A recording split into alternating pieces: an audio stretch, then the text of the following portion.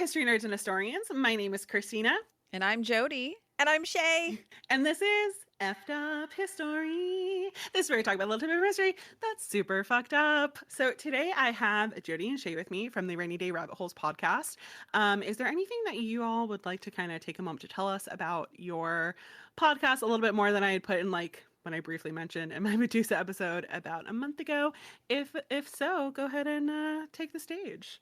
Our podcast is somewhat similar and also dissimilar to yours in that we talk about stories from history as well. And we do love effed up stories as well. But mostly we just like to say that we F up history.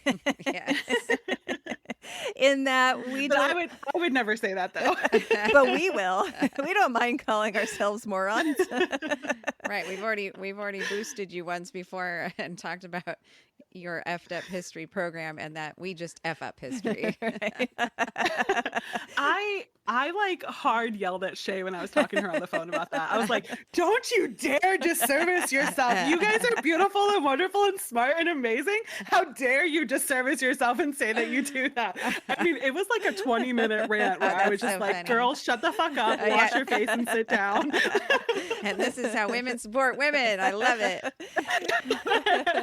No, we are not experts at anything. And we just really love history and we really love the Pacific Northwest. We like to deliver our stories with a little bit of humor and silliness and just make it fun to learn. And that's what we love about this is just we're having a good time learning and we want other people to have a good time learning as well. Yep. Just sparking interest in the area and all of our history. Absolutely. Yeah, I love that. That's kind of why I started mine too. So for my listeners, hello, nice to see you again. So Shea and Jody and I wanted to get together and collab on this podcast because we felt that we have this like really interesting intersection between our specialties, even though they say that there are not specialties in everything. They literally have a podcast about the Pacific Northwest, which is a specialty. Mm-hmm. Again, I'm going to gas them up because when you talk down about yourself, I just don't like it. So, All right, I'll let you spank me for that. We have this like intersection kind of the history of the Satanic Panics, and how things that people fear the most have kind of changed over time. So of course, my kind of subject area is the early modern witch hunts, which is, I would argue, kind of like the original Satanic Panic. Absolutely.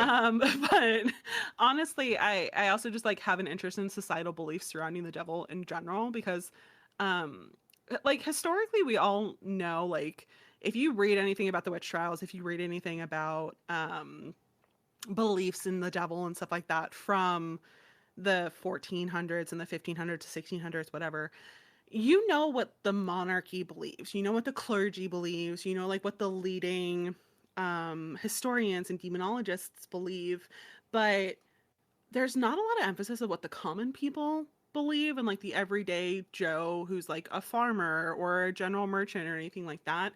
And that's really interesting to me, especially in places like England and the British American colonies, because the witchcraft accusations were not made by the people at the top during these times. It was made by the people at the bottom.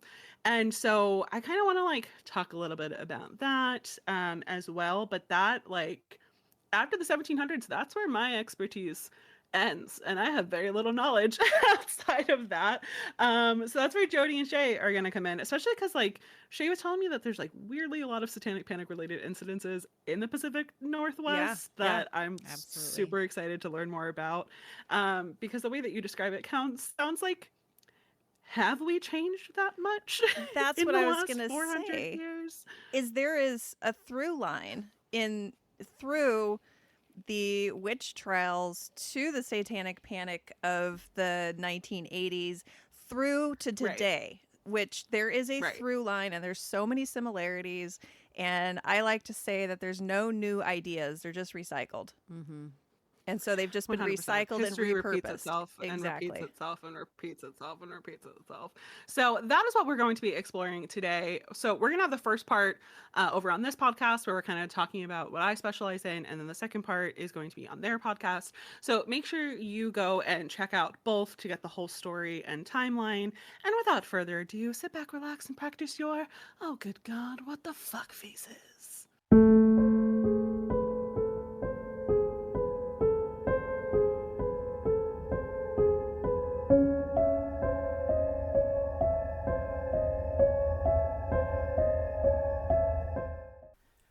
So before we begin, I do want to give a brief trigger warning. We'll be talking about a slew of different topics, so this might not be all encompassing for everything that we will discuss, but I know for sure that I will be discussing things like kidnapping, sexual assault, torture, death, murder, maybe suicide.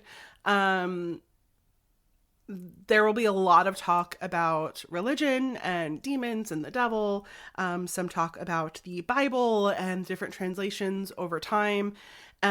This isn't like an anti-religion talk. It's more like a anti how religion has been weaponized over time, especially in regards to like witch panics and satanic panics and overall transitions of beliefs. This is a historical talk about witch panics. This is not a religious talk about witch panics. This isn't a religious talk about the evolution of Satan. This is a historic and sarcastic at times, all over the place kind of thing. So that might not be all encompassing of everything that we're going to discuss, but viewer discretion is advised for sensitive materials incoming. All right, well, let's get started. So I guess the good thing to begin sort of talking about with the devil and Lucifer and Satan, satanic panics, would be just to like talk about Satan. I do want to say like I am not religious at all. So this is not at all going to be a religious conversation about Satan. This is going to be a historical conversation about Satan. And I'm not sure how you, Shea and Jody, how you feel about that, but that's how it's going to be sort of on my end. So in my part, there is going to be a little bit of talk about religion and politics, because that the Satanic Panic did have an effect on some policies in the United States. So there is a tie-in. So we do have to talk about it a little bit. And I'm never going to say that you can't believe what you want to believe. But anyways, we'll get to that. That's kind of how I feel too. Like, and I don't want to say for any of my listeners who, or any of Shea and Jody's listeners, I'm not anti-religious. I'm just not religious. So if you believe in things, that's totally fine. It's just, this is not like a theologian talking about the theory of the devil. This is like a mediocre historian talking about the history of the devil and mythology and all of that. Mediocre? Didn't we just talk about? I think you're an excellent historian. I think we're on the same page when it comes to religion. We feel about the same. Okay, good. I didn't realize that Lucifer was actually a mythological figure from Greek and Roman mythology. That's something that I've learned pretty recently. So in Greek mythology, there is a very minor character named Phosphorus. And by minor, I mean like in the Greek Myths by Robert Graves, which is like my holy grail that I always go to when I look at Greek mythology. It is like literally an 800-page compendium of pretty much every Greek myth that you can think of. He is mentioned once as this guy named Phosphorus. Is it phosphorus like the element, or phosphorus with a TH? Phosphorus like the element. Wow. Oh, okay.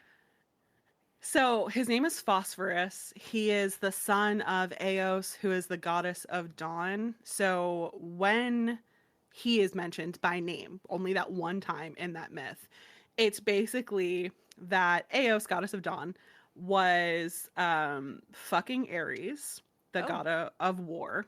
That's my god, because I'm an Aries. Oh no! Oh no, that's not my god. She's the god of war. I can't really say anything. I'm a Gemini, so that comes with its own negativities every day. I'm an Aquarius. There's no problems.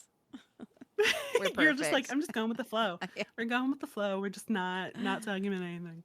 So Ares had like a really long-standing relationship with Aphrodite, goddess of love. Aphrodite was not married to Ares, but had like many, many children by him and was very possessive of him. And when she caught Eos and Ares in bed together, she cursed Eos to just have this like constant longing for mortals, that she would just see an attractive dude and become so overcome with lust that she would just like kidnap men and do things, which is interesting to see a woman do this because this is Yeah. commonly something that Zeus does. Commonly something that other male gods do as well. Eos is now doing this. And one of those people that she does this to is this guy named Cephalus, although sometimes he's referred to as Astraeus, depending on the myth that you're kind of looking at. And he was a mortal son of Hermes, the messenger god. So Eos becomes obsessed with Cephalus. She kidnaps him, brings him to Syria, and rapes him. And one of the children that she has as a result of this kidnapping is Phosphorus, the morning star. So say it's nice to see the gender roles reversed, maybe. It's It's nice, always but not conflicting when I have nice. those.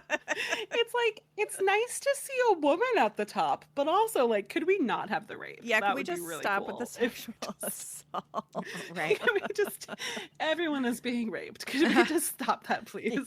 I don't like it. So this is again like the only time that he's mentioned by name. The only other time that we really see the morning star mentioned in Robert Graves is when they're talking about a different figure that is said to be fathered by the morning star. Or it'll talk about how like, oh, the morning star like brings in the dawn, right? So what does this have to do with devil and Lucifer? Well, Roman mythology, which a lot of the time is like the same and very similar to Greek mythology. Oftentimes it's the same, but the names are just changed. So in this case, in this myth, Eos becomes Aurora, Aphrodite becomes Venus, Ares becomes Mars, Hermes becomes Mercury, and Phosphorus becomes Lucifer. So Lucifer appears right before sunrise. He brings in the day. He's sometimes depicted in Roman mythology how Cupid is often depicted in art as this like small little cherub, baby child's winged, cute little scary thing, right? Sometimes he's depicted as a wingman with a torch, but he is not at all a major god of the Roman pantheon. And every time he's mentioned in Ovid, it's basically saying that he just like drove off the stars, that he summons his mother, Aurora, which I think is funny. And Jody, like you could probably relate to, because like I just picture my kid like coming in and waking me up every morning, and that's kind of how it sounds like what Lucifer does to Aurora every morning is like coming and waking her up and being like, "Good morning, mommy. It's time to start the day. Let's go. It's done. They're all bright and It's cheery, and you're done. like, Let's go." So he didn't start out as some sort of representation of evil. I mean, it almost No. sounds like he was positive. He's bringing in the dawn. Yeah, he was the herald of the morning, is what he was told. And there's like nothing negative with him at all in Greek and Roman mythology. There's nothing really. I mean, again, and even in Ovid, who's like, I love Ovid so much. But when he mentions it, he's just like, oh yeah, he brings in the day. Or there are some times where like, oh, just like how the morning star is the brightest star in the sky, this person is the most beautiful or the strongest. Like he's used as a comparison. Like there's nothing really like interesting with that. and he's not terrifying or punishing or leading you down a No. wrong track. No, Not at no, all. he's just the one who brings in the morning. And he's a very minor figure. Did they ever describe what he looked like? Was he a beautiful Yeah, god no, character? he's either depicted as like a tiny little cherub, sort of more like a child, with wings, or he's depicted as a beautiful man carrying a torch. Oh, And okay. that's it. The interesting thing is that like the morning star is actually Venus, so the planet Venus. So it's always interesting to kind of look at the myth and how that like connects, and they didn't even realize how it connects. But no, he's not anything negative at all. The only thing that's negative about him in this myth is that Cephalus I'm choosing to pronounce Cephalus, his father, but on Google and on YouTube it says Cephalus, and then he gives like he's father to a guy named Sakes. So like the only thing negative about Lucifer in the Roman myths is that like his father sounds like syphilis but is not syphilis, and his son sounds like sex but is not sex, and that is just like bad for me. Needing to pronounce every syllable and changing the way that it's pronounced, and that's pretty much like the only negative So that you have with syphilis him. in medical terminology is your head. So does that Oh, translate? interesting. And it comes from Greek and Latin. Medical terms usually are Greek or Interesting. Latin in origination. Does that have anything to do with the description of syphilis? Not that I can think of. I Hmm, mean, I interesting. he's not mentioned very much, and from what I've read, if he is, he's a very minor character.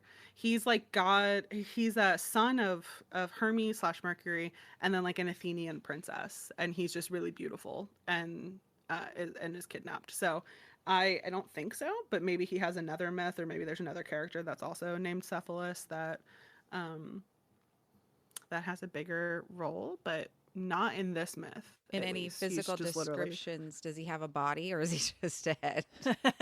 You're trying to link it to the head. Just wondering how he got there. His head was very beautiful, which is why he was There you kidnapped. go. But no, I mean, I have no idea outside of that. Uh, Um, so then to kind of like move into Hebrew beliefs after a while, in the Hebrew beliefs, he is still the son of the morning. Like he's still the morning star. In the original Hebrew beliefs, his name is Hillel ben Shahar, but when it's translated into English, they call him Lucifer. And the interesting thing is that instead of him taking on like, oh, he's the herald of the morning, he's the one that awakens Aurora, he's the one who brings in the day, his story changes and it turns it into like he is prideful. He's no longer the star that heralds in the morning. He is stubborn. He is rebellious. He is that prideful star that like refuses to wink out and has to be the last one in the sky. He is the one that is defying sunrise. He is the one who is being basically just the fucking worst.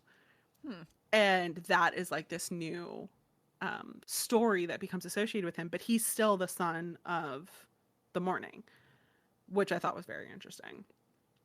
And then Lucifer becomes an angel, the chief archangel for God, and he's also described as a cherub, just like how he's described as a cherub as the son of morning in Roman mythology. On the third day of creation, when God is all done creating land, the story is that Lucifer is walking in Eden and he is just like decked out in jewels. Specifically, it says carnelian, topaz, emerald, diamond, beryl, onyx, jasper, sapphire, and carbuncle, all set in gold. So this man is just like bedazzled with all of the jewels, and he's just walking through Eden being like, man, this place is amazing. And God's like, if you think this place is amazing, you can be guardian of all of the nations. And Lucifer, again with that like prideful, rebellious, brightest star who refuses to wink out kind of energy, is brought into this story of him as an archangel, and we start to see that pride with him as he's walking around in his bedazzled robes, and he decides that he is not going to be guardian of all nations. He's too good for that. He is going to ascend above the clouds and become equal to God. hmm. But because God is all knowing, he immediately figures this out and casts him from Eden to Earth, and from Earth to Sheol, which is not hell. It's more like a Greek underworld where the dead go, but it's not like the Christian depiction of hell. Of And as fire Lucifer and falls from Eden into Sheol, he is shining bright like lightning. And now he just like flutters in darkness in this like pit of despair. So that's Interesting. like the original Hebrew part of it. Yeah. Now, I'm wondering if this is the origin of the biblical phrase that you hear a lot, the pride goeth before a fall. Yeah, I'm sure it is. I'm not very, it's been a long time since I've read the Bible, so I don't I don't remember where exactly that comes from. I'm sure there's biblical historians out there that can set me right, but I mean that sounds like I'm sure. a good origin of I'm it. sure I'll probably get an email being Sure. like, actually. I also find it very interesting that, God was just creating the world, and Lucifer already knew what natural materials were fabulous. Yeah. We're just fabulous. He's got all the rainbow on him. Just I being know. like, this is, he just likes shiny things. He's like a crow. He's a crow. He's a little magpie. He just needs all the shiny things on him at all times. Exactly. Oh, that's great.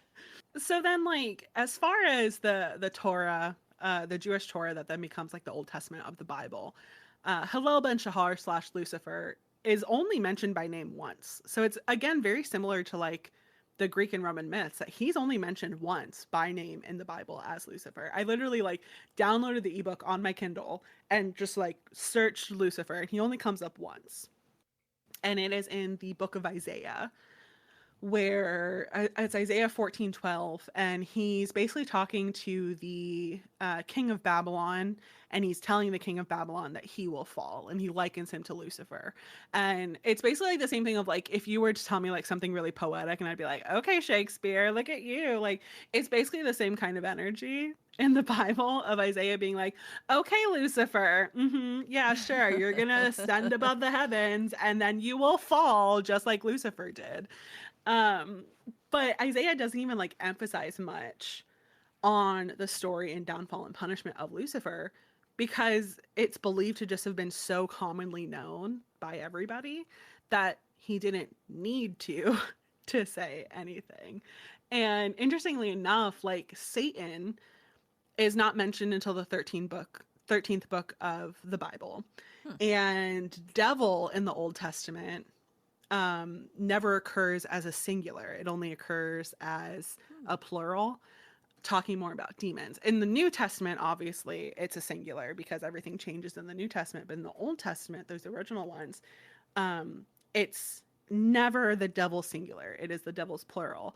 And the snake in the Garden of Eden is never described as a snake or as the devil. It's described as a serpent, and that's it. But we have later interpretations that we put back onto it that make it into becoming the serpent is the devil. So a king of, or a lord of the underworld was not really referenced. It was more of just there's some bad demons out there, and there was not a specific like big baddie.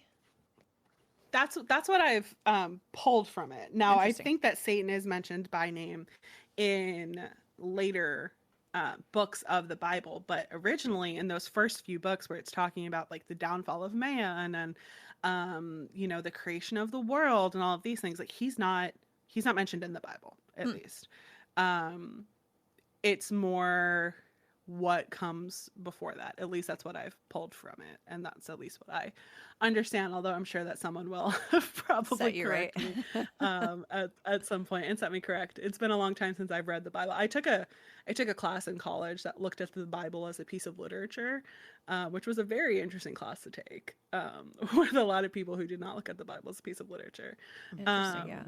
But it was definitely different. Well, and different translations of the Bible are going to 100%. result in some different interpretations of these stories based upon the interpreter's biases. So I can definitely see the story changing just through those translations. For sure. Let me see if I can pull it up. I have like a whole thing where, because there's a lot of discourse of like the discussion of, let me see if I can pull it up. The discussion of the term witch in the Bible and all of the parts of it that have to do with The thou shalt not suffer a witch to live part. thou shalt not suffer a witch to live. Leviticus 20, was it 2027? No, that's not 2027. It is 2020. Oh my gosh, what is it? Exodus 22:18. Thou shalt not suffer a witch to live.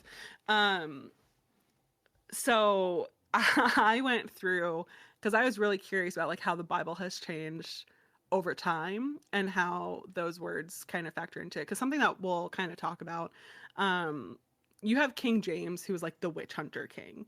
He becomes king in 1603 in England. He was originally the king of Scotland, and he was heavily involved in witch trials. And he is the same King James of the King James version of the Bible.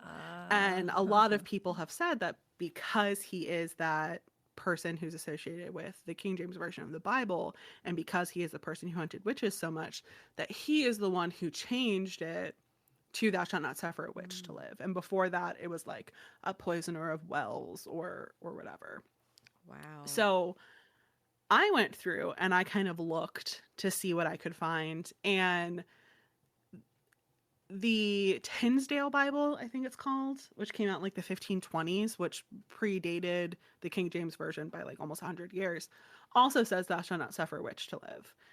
And the Vulgate, which is the Catholic Latin version, says thou shalt not suffer a wizard to live, which does change like the gender of the witch, but still maleficos is what it says, which is the term for like witches and evildoers.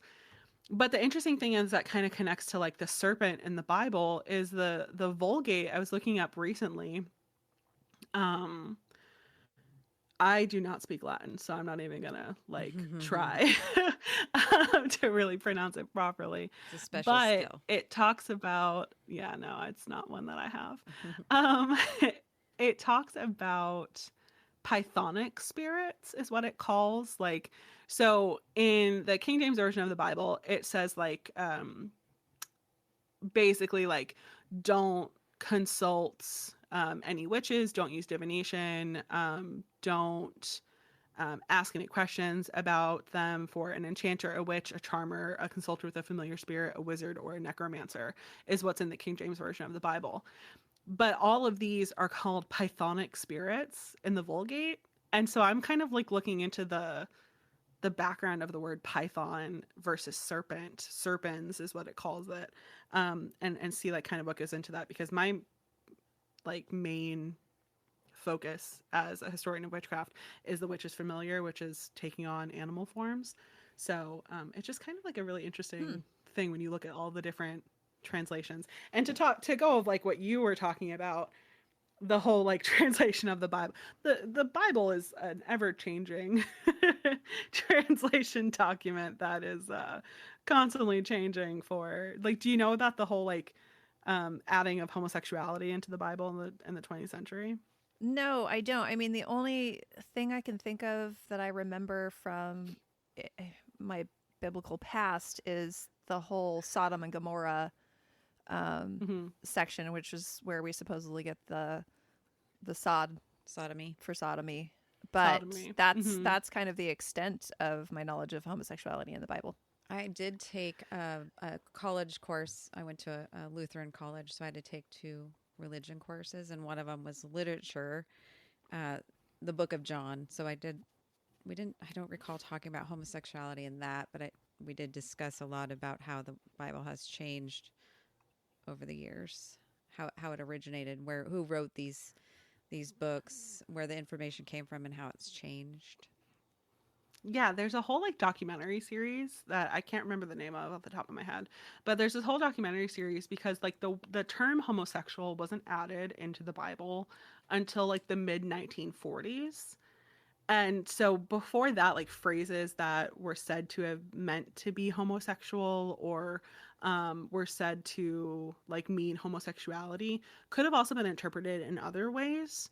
So it's interesting that like homosexual, the argument behind it is that it was basically a piece of propaganda to like justify the hatred of homosexuality that Christianities have and the opposition to homosexuality that a lot of Christians were having during that time period.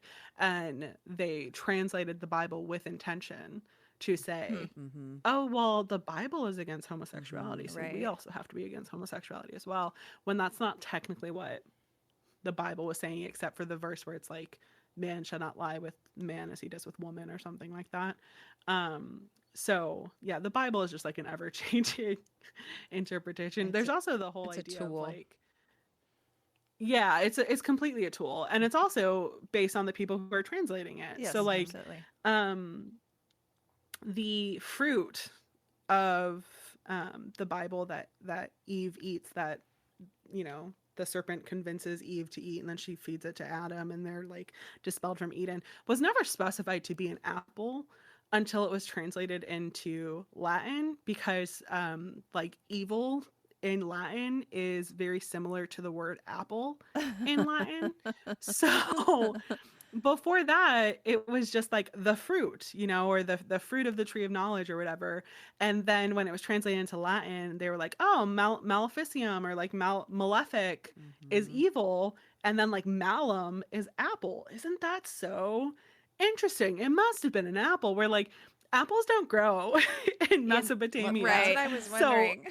Yeah, I've seen it referred to as a pomegranate as well. That maybe that was a right. little bit Yeah. more of an accurate fruit, though it's metaphor.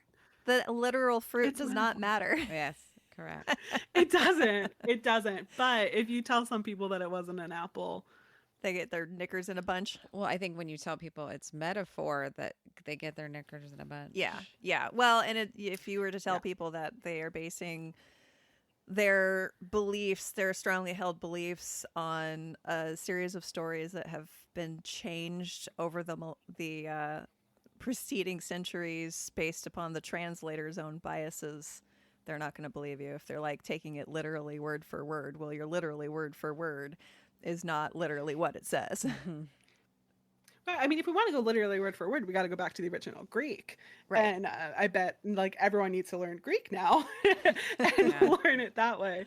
And that was the only acceptable way, because anything after that is, Right. The just translation translation. translations are not literal, so it's really hard to. They're Well, not and if you exact one for one. right. And then if you also are to take it in the vein of looking at how it incorporates the preceding religions and mythos into the Christian mythos, then, then you have Mhm. to think a little bit deeper about this. Anyway, I digress. Tangents. No, I Again. love it. It's a very interesting topic to talk about. Like basically, I'm gonna say evolution, but like the evolution of the Bible, and how it changes over time is just a very interesting thing to And kind of look at and analyze. and And throughout the world, it's different. I once had a medical resident from England, and he was talking to me about. He was warned coming over to America that people take the Bible literally. They read it literally. And he's like, mhm. no, that doesn't make, nobody would do that. And I was like, not only do they take it literally, you better shut your mouth. Don't say Yeah, that too don't say that loud. here, But especially where I'm from in the South. yes, exactly. He was just stunned that we would actually take it word for word and literally rather than Yeah. um, I mean, I'm originally from Florida, which I think I don't even have to elaborate anymore no, just, than that for you to know how people are down there. yes. How are people up in Pacific Northwest when it comes to that? Do you have a lot of that, or is it more liberal? Or It's depends on where you're at. I Yeah. mean, Western yeah, Washington, Eastern Washington are literally two different states when it comes to that. really? Very liberal in the Western Washington, Seattle side, and opposite over on the other side. Yeah, we have Hmm, the bigger very urban interesting. areas over here in Western Washington, around Seattle and Tacoma and Olympia. And then Eastern Washington is a lot more rural. And so tends to be a little bit more of it's definitely red on the eastern part of the state and a little bit bluer on the Yeah, western part of the state, but mostly just because we have the population density around the urban areas. Hmm. that makes sense. It's so weird when I moved up, because I live in Salem, Massachusetts now, and it's weird to come up here from Florida. I've been living here for almost 3 years, and like there are rainbows on the churches. All the churches have Wow. rainbow flags and Black Lives Matter um, flags and all that kind of stuff. And that was bananas to me to see coming from Florida, where you're not gonna see like any of that down there, So openly, proudly Um, displaying those yeah, flags. just Yeah, the interesting. difference of beliefs within, in your case, just within one state, Hmm. versus completely different parts of the country is just, it's astounding to me. But back on topic, I guess. We digress So, again. we digress. I don't know. I love going on tangents. I go on tangents by myself when I'm talking by myself on my podcast. I make myself go into my own tangents, so it's nice to actually like talk to someone else with a tangent Yeah, we because do that makes a little tangents bit a more lot. sense. It makes a little bit more sense when you have someone else with you than you're going on tangents rather than just me letting my ADHD shine completely. Definitely adds interesting content, that's for sure. That's one word for it, I guess. So, so to kind of like move out of that into the more medieval period, which is where you really see like witch trials starting to take off. Eventually the story of the devil and Satan changes again. There are some people, some like Catholic monks, who would say that Lucifer was the product or the byproduct, I guess, of an unholy union between a nun and a demon, which doesn't necessarily make sense based on the beliefs of the Bible and everything that we've talked about. But that is what some people were saying, mainly because during the medieval period, it wasn't witches that were really like people were afraid of. It was succubi and incubi. And more so incubi. Incubi would outnumber succubi 10 to 1. So for anyone who doesn't know that might be listening, an incubi is basically like a sexual demon, right? It's believed during the medieval period to be an angel whose carnal lusts led to its downfall. An incubus is like the male version of it, and a succubus is the female version of it. And because of misogyny and patriarchal societies that have been around in perpetuity in a lot of areas, you're going to more so see an incubi because they're targeting women more than a succubi is targeting men. The interesting thing is is that like there were some demons who were said to be able to transition between a male form and a female form, which also led to other fears, and especially incubus and succubi targeting churches and targeting monasteries, and sleeping with monks and nuns and impregnating them. But So like a Trans demon. yeah, right. trans demons, but it could go back and forth. So they're like gender fluid demons. You know, they could one day Mm-hmm. they would like be a female succubus, sleep with a man, and then they would like hold on to that sperm, change themselves into a male incubus, and then sleep with a woman, and then impregnate that woman with the semen from the man that they slept with as a succubus. So this was a way to And bypass the actual sex that happened between two people. Nope, it wasn't us. It was demons. nuns and monks are not having sex. No, of course not. Obviously. Yes. They Oh, were this not is how this doing happens. that. Yes. This is how it happened. It was incubi and succubi that were just going around and just collecting semen samples and artificially inseminating nuns, and that's how they got pregnant. Okay. It's a great way to cleanse yourself of any That's what I wrongdoing was thinking. Yeah. when you can blame it on a demon, which is, we'll get to that in the whole like Lucifer and Satan panic thing. It's a great way to not take any Fantastic. responsibility for your own actions.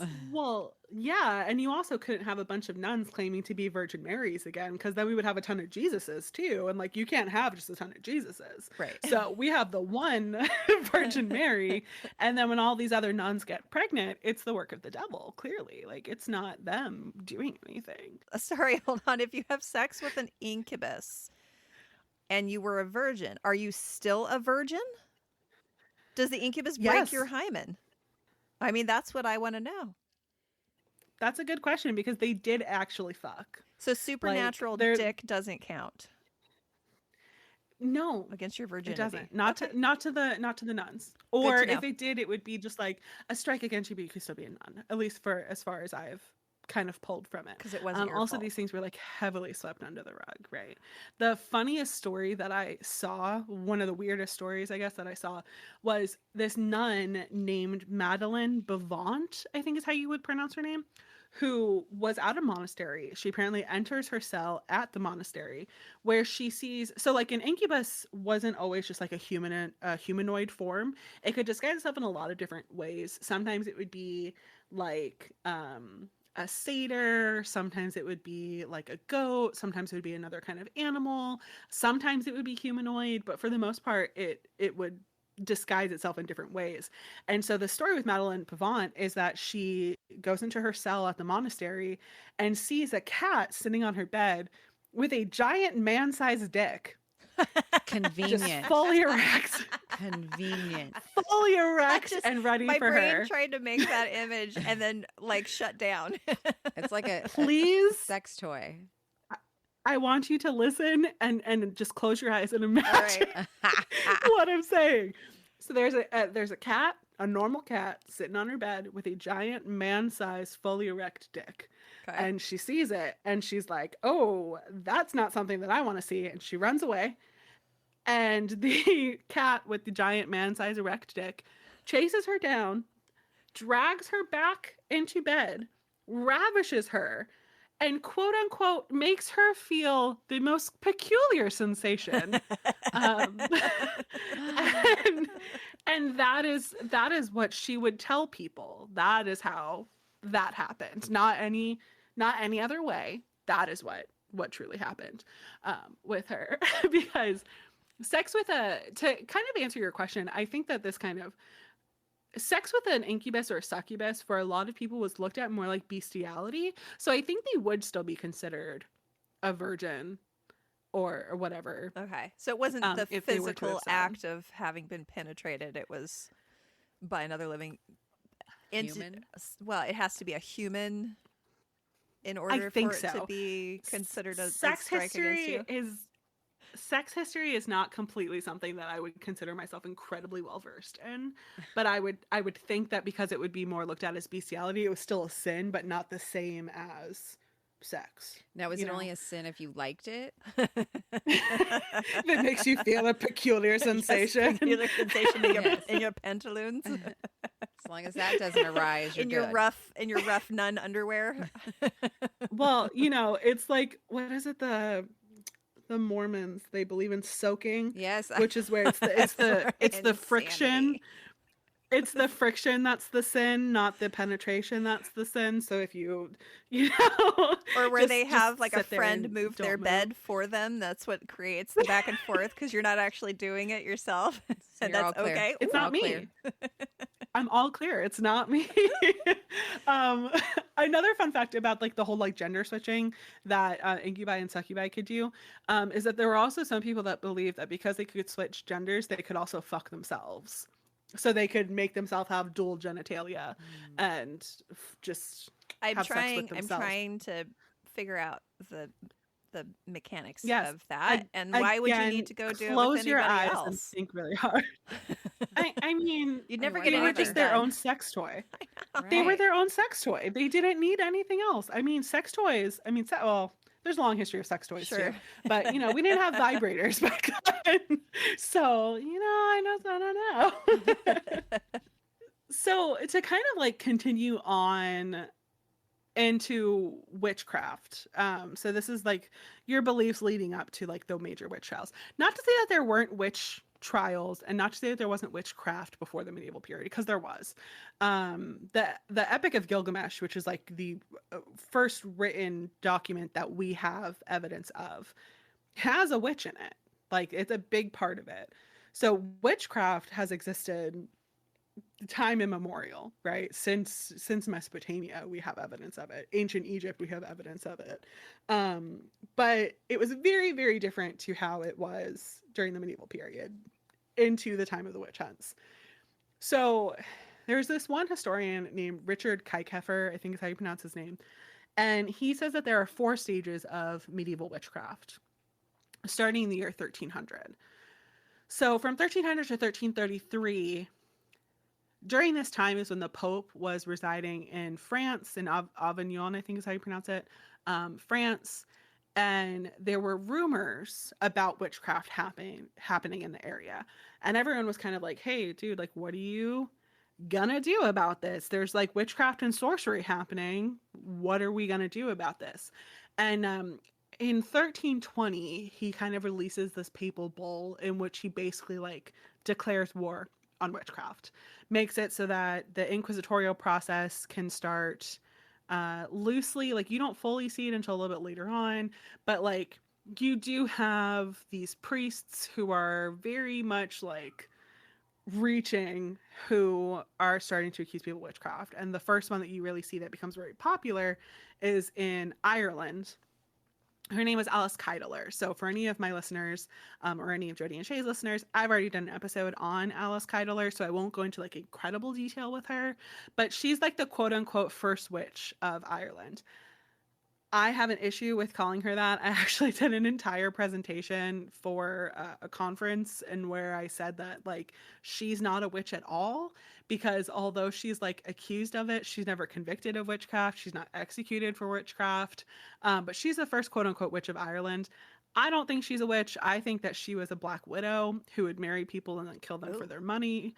I'm gonna It's a have to very ask. interesting episode.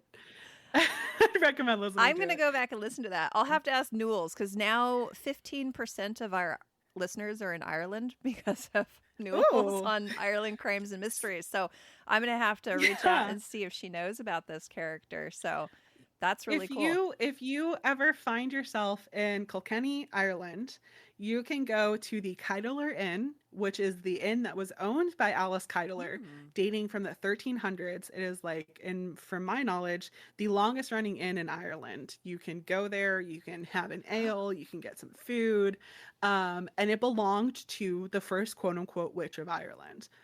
She was a business owner. She owned an inn. She was incredibly successful. She knew all of the gossip. She knew everybody. People were falling head over heels for her left and right. She was married 4 times, and all of her husbands died in mysterious ways that are very similar to symptoms of poisoning. Like, oh, I wonder what happened there.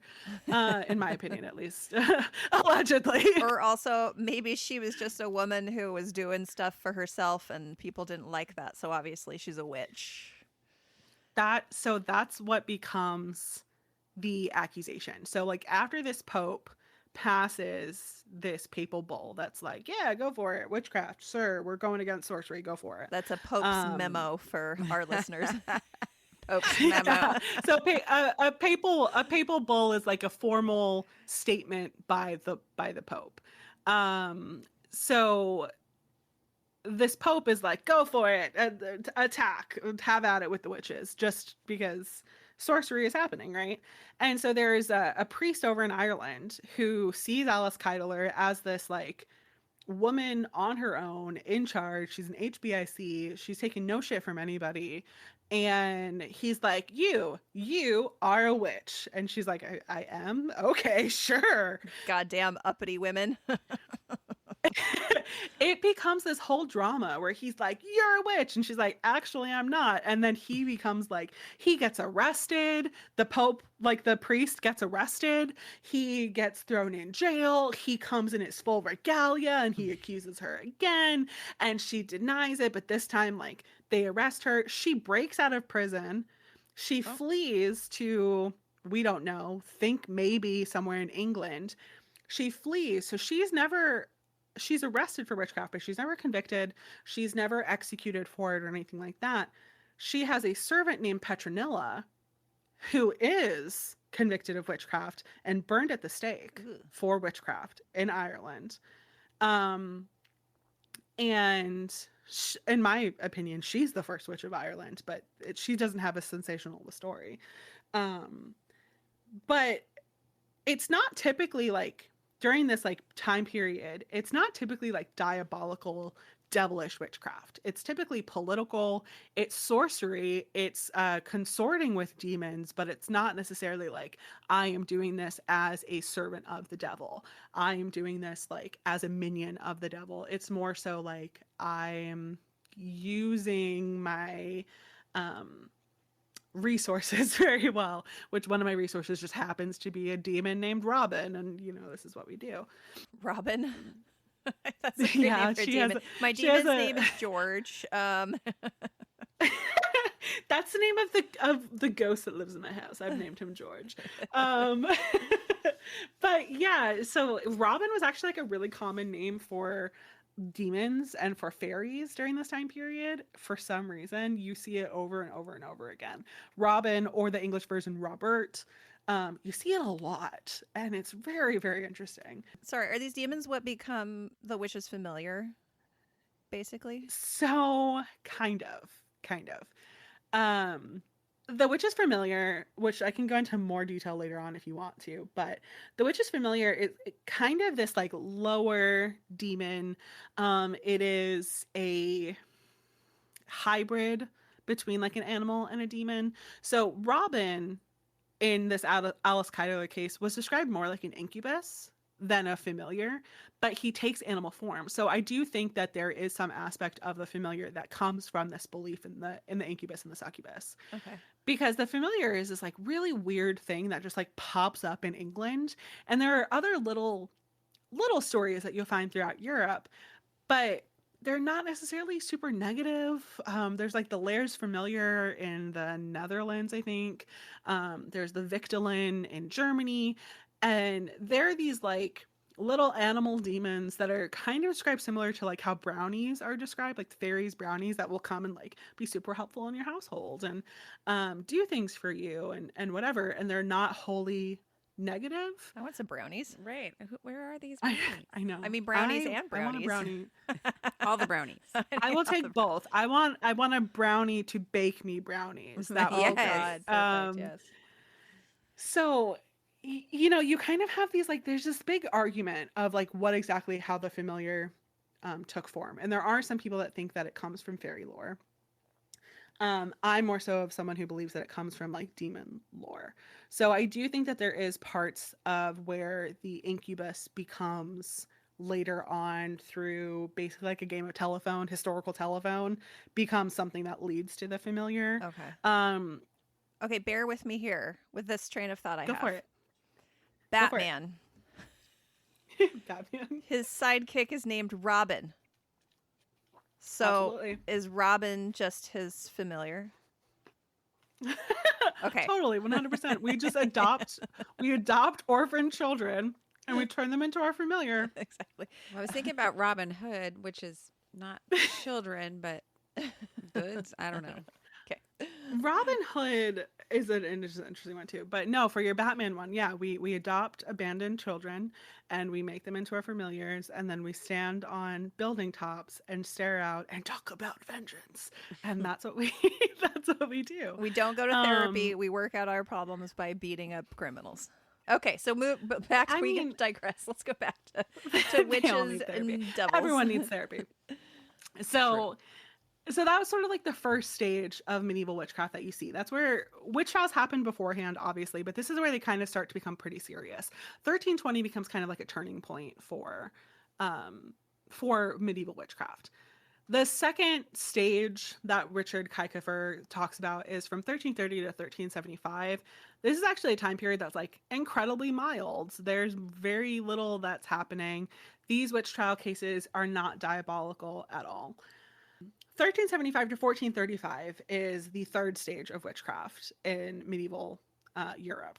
This is where we start to see diabolical magic. This is where we start to see like the beginning of what you could call the Satanic Panic, the original Satanic Panic. Basically, during this time, there were debates about like the very definition of witchcraft and what it meant to be a witch. And there were all of these like theologians, these professors and faculty at University of Paris who were debating whether maleficium, which is just the fancy word of magic done to do harm, was idolatry, was it rejection of religious beliefs, or was it diabolical? Was it from the devil? And these theological professors and theologians came to the conclusion that it was diabolical, and that it was part of the devil's reign, pretty much. And the witch now becomes someone who is working for the devil, not someone who is utilizing the devil's power. And that is where it fully starts to become part of the inquisitorial process. That is where you start seeing people being tortured into confessions for witchcraft. you see a little bit of this diabolical magic with like the Alice Keidler case, but it's not full-fledged until this time period. Also during this time period, before this time period, if you were to accuse someone of being a witch and you were to be wrong, you would then be punished for it. Oh, wow. You would be someone who would be now susceptible to execution, susceptible to torture, anything like that. Would they turn it back around on the accuser as like Yeah, they maybe would. they're the one who's actually practicing witchcraft if they're 100%. Hmm. Yeah. They would. They would be like, why are you accusing this person? Why are you lying? Why are you doing all, the Bible says thou shalt not lie. Why are you lying? Why are you putting this accusation on this person that we can't prove? But in the late 1300s into the beginning of the 1400s, they kind of do away with this. So now you have people who are starting to be able to sort of like unabashedly make these accusations and not entirely be held accountable for it if they're wrong. So this is where you start seeing people getting like tortured for witchcraft.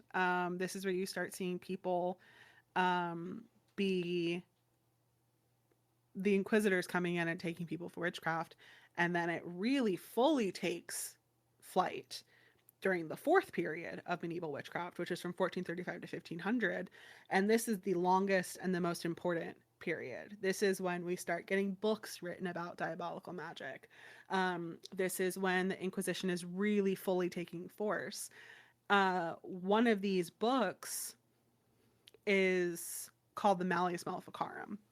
Malleus Maleficarum, a lot of times will be translated as the Hammer of Witches, but there are some translators who say that specifically Malleus Maleficarum should be translated as the Hammer of Sorceresses, meaning like female witches, which I think is a better definition because it's an entirely like terrible misogynistic text. witches was a more blanket non-gendered term for people who were practicing sorcery in the name of the devil.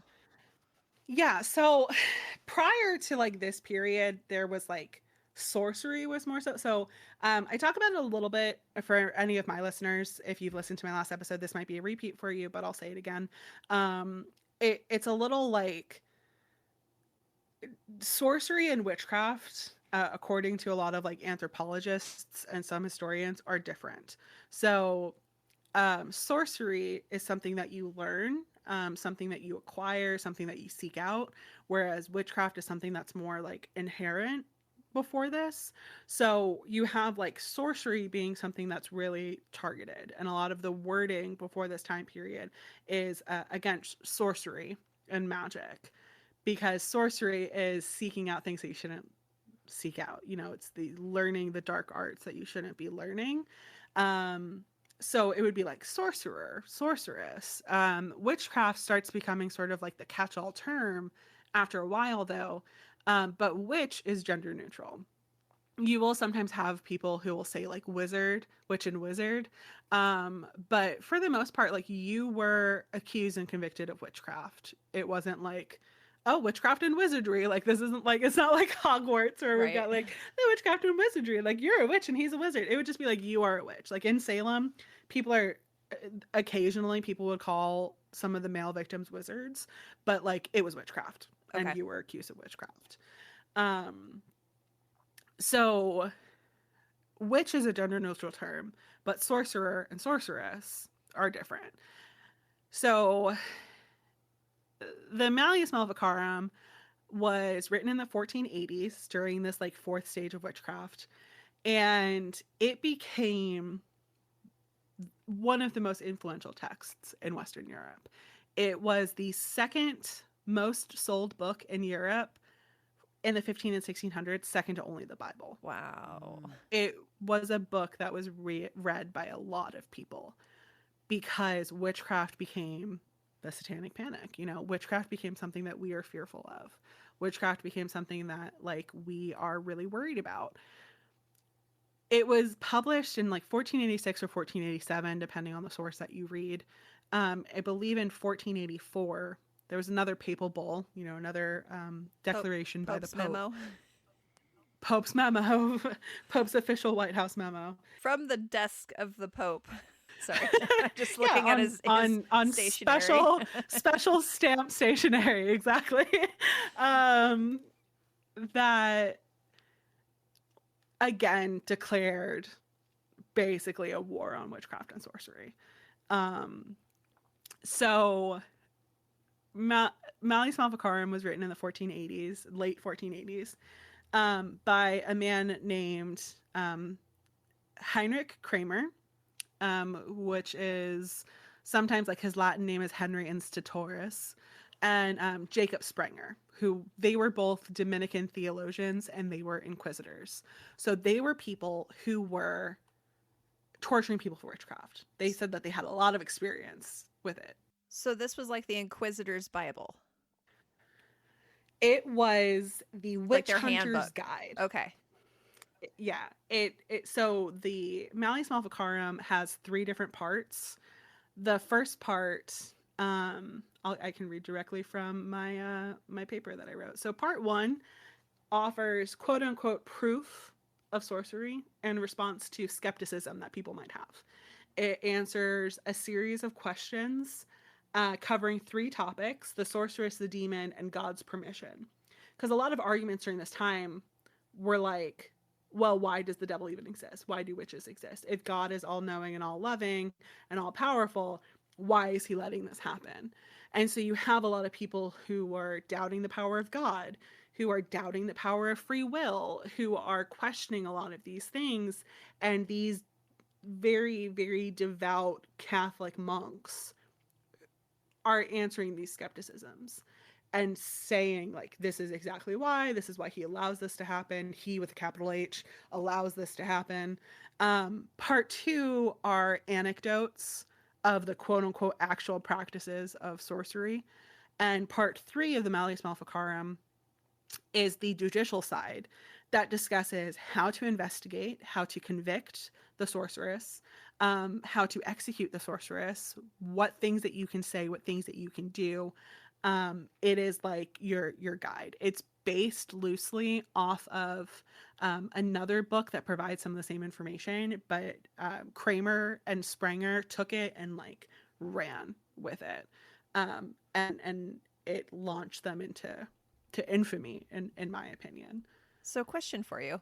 So I am a normal, everyday person in Not 14 normal. in 1490. I bathe It's once okay, a I'm not month. normal either. I've definitely You bathe like not even once a month. No, okay. You're bathed on the day that you're born, and you're bathed on your wedding, and that's Okay, so that's I have a about it. good stink going on about me, which definitely keeps evil spirits away. Yeah, And you have the your flux. eating hand and your shit hand. Yep, You know, exactly. if Okay.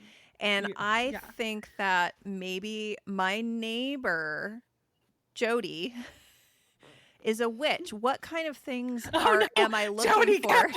no. She is. She definitely is. What kind of things am I looking for to prove that my neighbor Jody is a witch? Yeah. So first and foremost, Kramer and Sprenger. Well, Kramer was probably the one who like fully wrote it, and then he added Sprenger's name to it. So Kramer would say, listen to the rumors in the town. Rumors totally substantiated. Rumors, listen to those rumors because most of them are probably true. Well, people So wouldn't if say you it if it hear, wasn't true. Right. oh, 100%. Why would they make it up? 100%. So he would tell these witch hunters, go in and listen to what the people are saying. Because if they say that this woman's a witch, she probably is. If they say that this guy's a witch, he probably is, right? So you would look at things like, I mean, at least in England later on, you would look for things like crops failing, indescribable sickness, Oh, people dying. So maleficium, which is like the fancy term, is magic done to do harm. And by harm, it means magic done to do harm to a person, to their property, to their belongings, to their cattle, anything that will disrupt the home system. So someone dying, your cattle dying, your crops failing, your house burning down. If you have an argument with someone and then that person drops dead, people are going to whisper that you are a witch. Um, Oh, so Jody has a problem with me, and my cow dies. So yeah, definitely, she's a witch. All right, you're a witch, Jody. I yeah, mean, potentially. it No, wouldn't I be don't the. have a cow, but It's not unusual for me to be called a You witch. don't have a cow because Jody killed it. Like Exactly. I mean, you would have had obviously, a cow if it wasn't for me. you would. And this right now, this joking that we're doing, could have led to someone actually being accused of Oh, witchcraft. That's insane. damn it, I'm a witch. My cow died, and you know what is really weird is that Shea, she got into an argument with Jody, and then her cow dropped dead. And it's just really interesting to me because they've been having feuds for a while, and it's just really interesting to me that they ran into each other on the path, and Jody's yelling at Shea, and then all of a sudden Shea's cow dies. I don't know. It's just Mhm. weird if you ask me. Like I don't know. And then that gets a game of telephone, and now all of a sudden you have a witch hunter coming in, and now someone's being dragged away to be tortured for witchcraft. Wow. Um, the It's like early McCarthyism. It really is. It really is. And if you so we'll talk Oh about this when my we talk God. about the Salem witch trials. The Salem witch trials, the play The Crucible, which is what most people read that are when they're exposed to the Salem witch trials, is written by Arthur Miller as a response to McCarthyism. He's saying oh, look at Mm. what's happening right now in the 1950s. It's exactly the same as the Salem witch trials.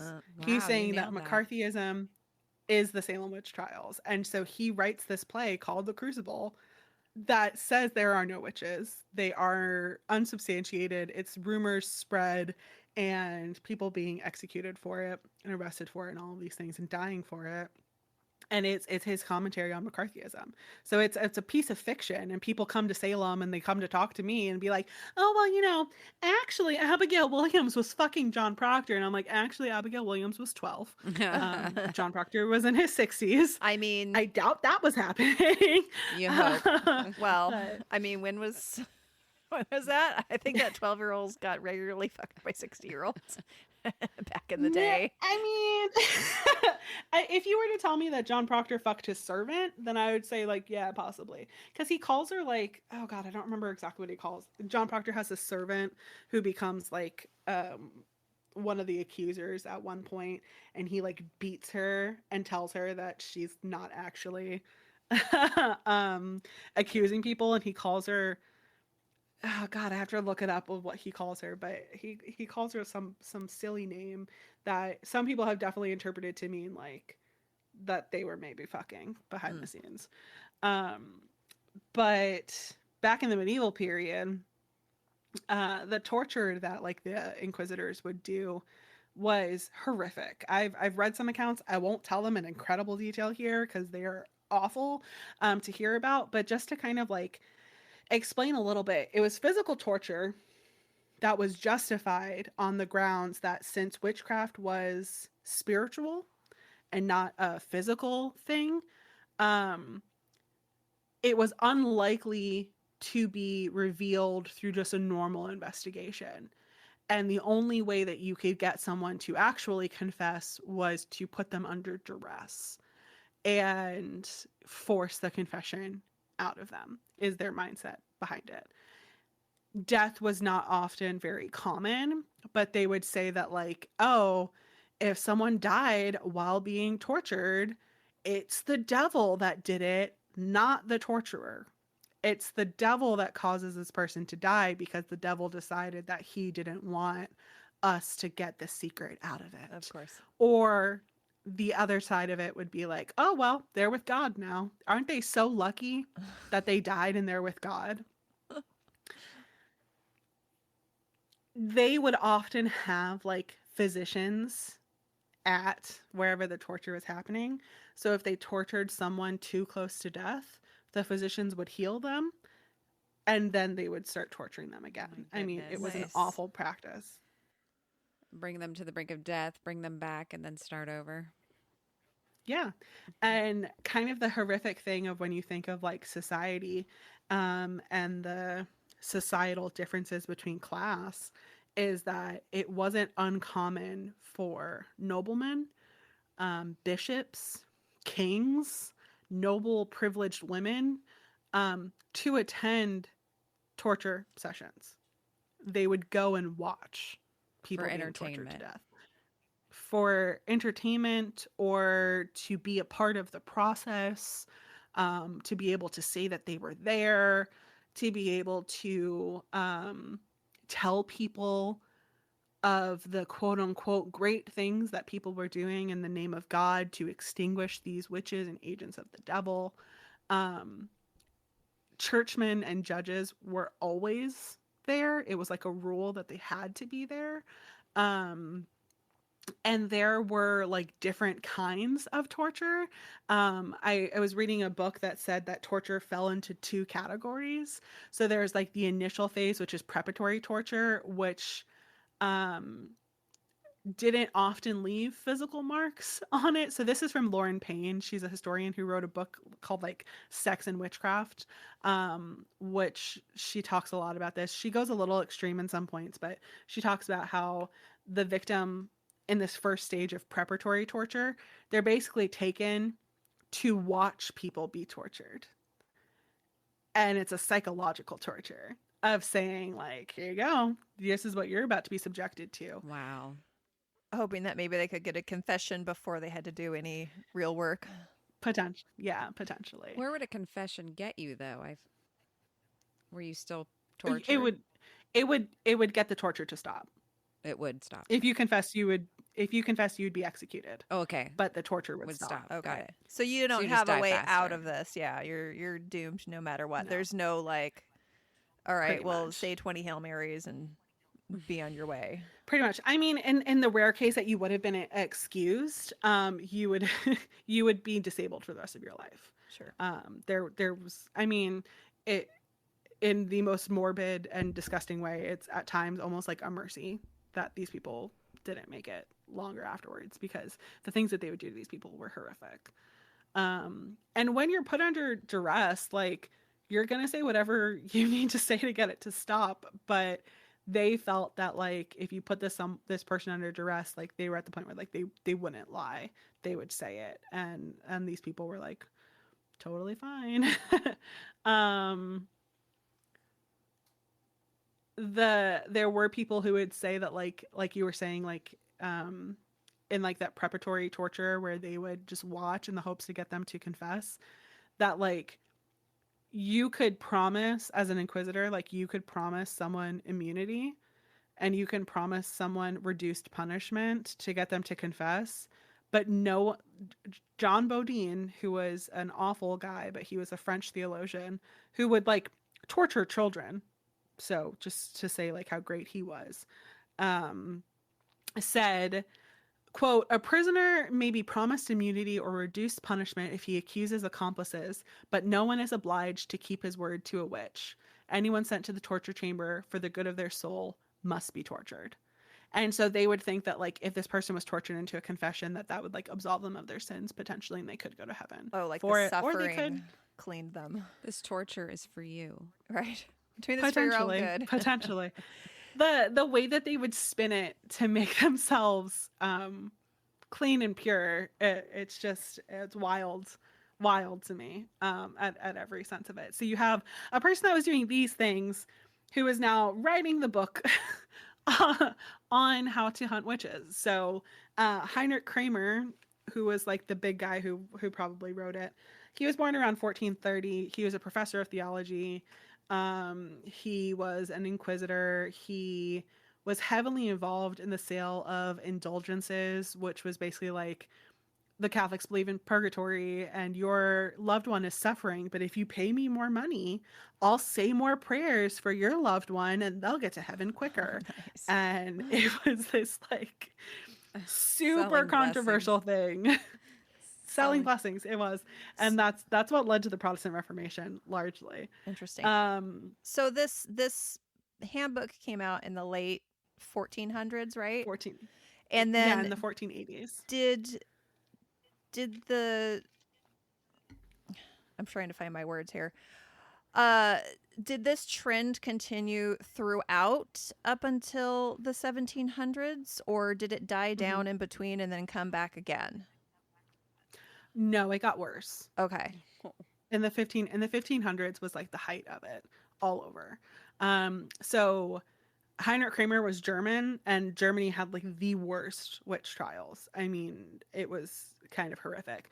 My main area of research is England, and England had like 1,000 witch trial cases. It was actually pretty small in comparison to the rest of places where like I mean Germany had tens of thousands of people who were Wow. accused of witchcraft. Wow.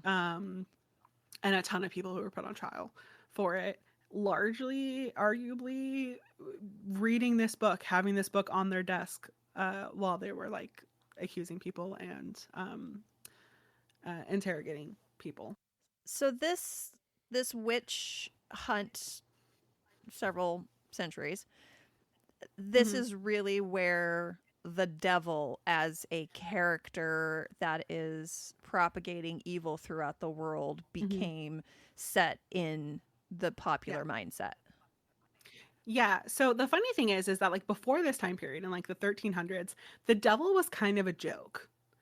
The Mm. devil was like someone that you can easily trick. He was someone who was like super dumb because God is all powerful and all knowing and the most intelligent being, right? The devil was dumb enough to defy him. He's an idiot. Like the devil, there would literally be stories of the devil being like, I'm gonna get you, like chasing you through the forest. And people would like hide behind a tree. And the devil would be like, oh, where'd they go? Oh, Oh, shucks. man. Swiper, no swiping. Like, oh, man. And then would just like go on their way and would be like, it would literally be jokes that people would tell Fooled the devil of again. being like, right, of just being like, the devil is so dumb, like, oh god, like he's such an idiot. Um and people didn't like this, right? So I was talking about like the sale of indulgences. We can go into like the Protestant Reformation now. So in 1517 there was this guy in Germany named Martin Luther, um who didn't like the Catholic Church, who didn't like, well, he loved the Catholic Church. He didn't like the way that the Catholic Church was um, practicing. Like he loved Jesus. He loved being a priest and being a theologian. He did not like the way that the Catholic Church was doing things. He didn't like this depiction of the devil being this guy who's like, oh, super laughable. Um, so on October 31st, 1517, Martin Luther, he writes down all of his things that he has wrong with the Roman Catholic Church. It is 95 reasons why Well, that to he be has exact. issues. It is only 4 less than Jay-Z. He has 95 problems with the Roman Catholic Church. And on October 31st, All Saints Day, or the All Saints Eve or whatever for him, nails these onto the door of the Roman Catholic Church and starts the Protestant Reformation in doing so.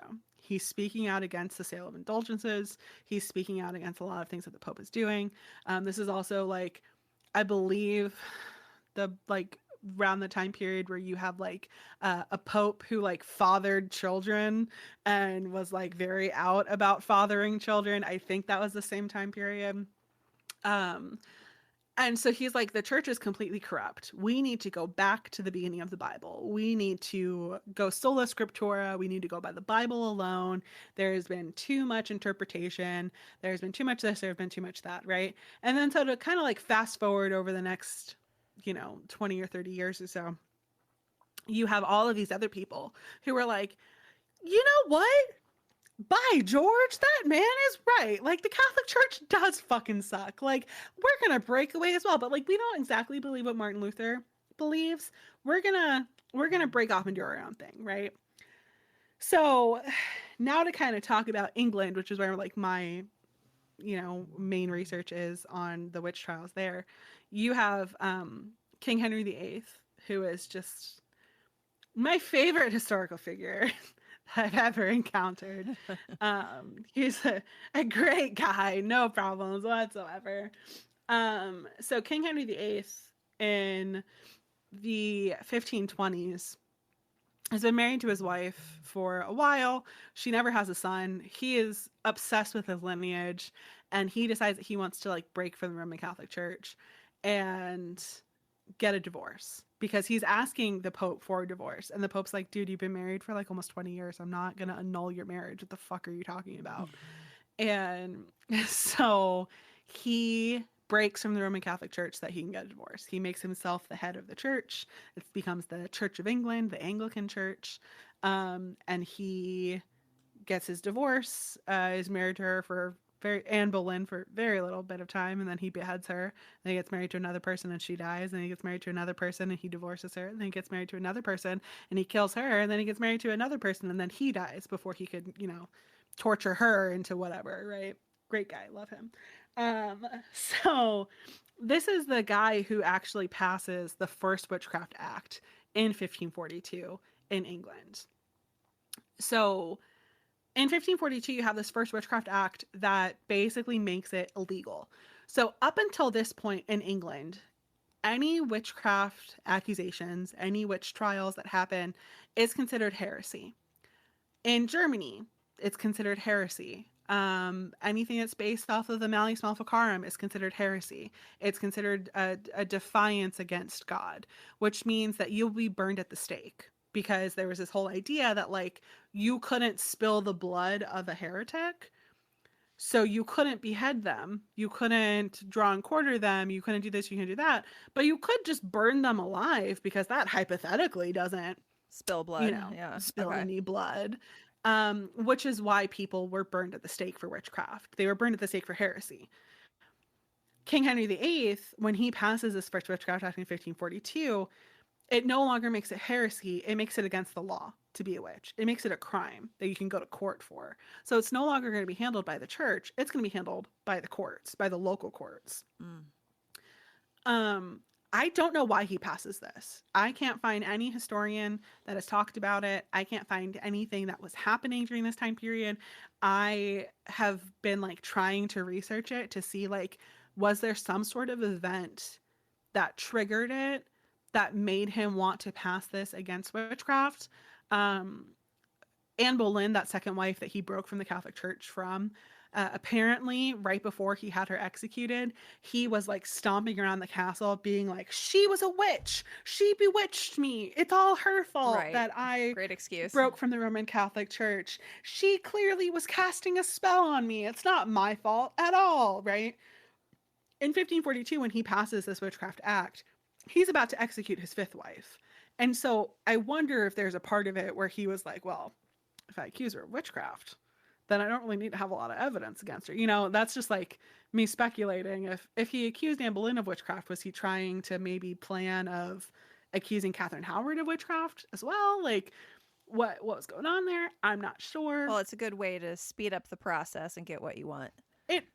Right. You don't have to divorce them if you can just have the state execute them. And why would the king lie? He didn't want to be divorced from his child bride.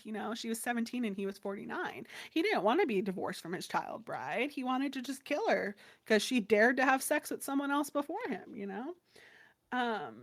Passing a law that said that it was illegal to be a queen and have an affair, but you can be a king and have an affair. That's fine. Oh, of course, because we don't care about that. What it does is if you're a queen and you have an affair, then it calls into question any of your children. So that's illegal because we need to make sure that the bloodline is pure. But if you're a king and you have 70 children with all of your ladies in waiting and the mistresses, that's totally fine. You're a king. You're allowed to do whatever you want, right? So King Henry VIII passes this Witchcraft Act in England. No one's executed under it as far as I've found. When he dies and his son Edward takes over, his son is a very Protestant man. Like, he's a child. He's like 15. But he's very Protestant. And so he repeals the Witchcraft Act pretty immediately. Like, one of the first things he does is repeal the Witchcraft Act. And then he dies very quickly at a very young age. He's a teenager when he dies. And then there's this, like, basically almost a civil war that happens in England because King Henry VIII had 3 kids. He had Mary, Elizabeth, and then Edward. And he takes Mary and Elizabeth. He calls them bastards. He does this, he does that. He just wants a son. Um, but before he dies, he makes a line of succession in which he says, well, so my son Edward will be first in line, and then I'll be Mary, and then I'll be Elizabeth. And when King Edward becomes king, he changes the line of succession because Mary is a Catholic and they don't want Catholics to be in charge anymore. They want to be a Protestant country because they have issues with the Roman Catholic Church. And Mary is devoutly Catholic. So he ends up putting someone else on the throne. It's another teenage girl named Jane Grey. She becomes queen for 9 days. And Mary storms the city. She has a whole army behind her, and she takes the throne. She doesn't spill any blood at that point, but she becomes queen. She later on executes Jane because of like treason stuff, but it doesn't happen for like a year and a half until after she takes the throne. She is Catholic, meaning that she is taking Protestants, Protestant priests, people who are very big in the Church of England, and she is burning them at the stake for heresy. And she is very extreme in it. There's no witchcraft trials happening here, but there are people being burned at the stake for heresy.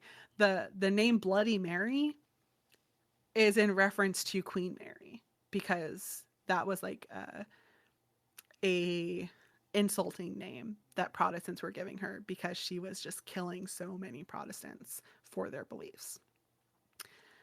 She ends up dying without any children. So Queen Elizabeth I, everyone knows Queen Bess, she becomes queen. And the Catholics are not happy that there's another Protestant on the throne.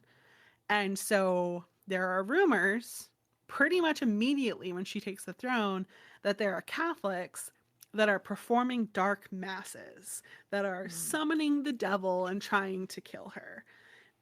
And there's this whole discourse around this time between Protestants and Catholics where the Protestants are saying that the Catholics are devil worshippers. They're saying that Catholicism, that the devil wiggled his way into a Catholicism, and that's why it became so corrupt. And, they're performing witchcraft every day. You're telling me I can say a couple words over this water and it now becomes magic water? Oh, Makes sure. sense. The rituals and magic, yeah. Right, like all the rituals that they're doing, the exorcisms, you're saying that you have control over demons? That's literally only God's dominion. Who are you as a priest to say that you can exorcise someone by the words that come out of your mouth? What are you talking about? Like, what are you doing that you think that you have this kind of control?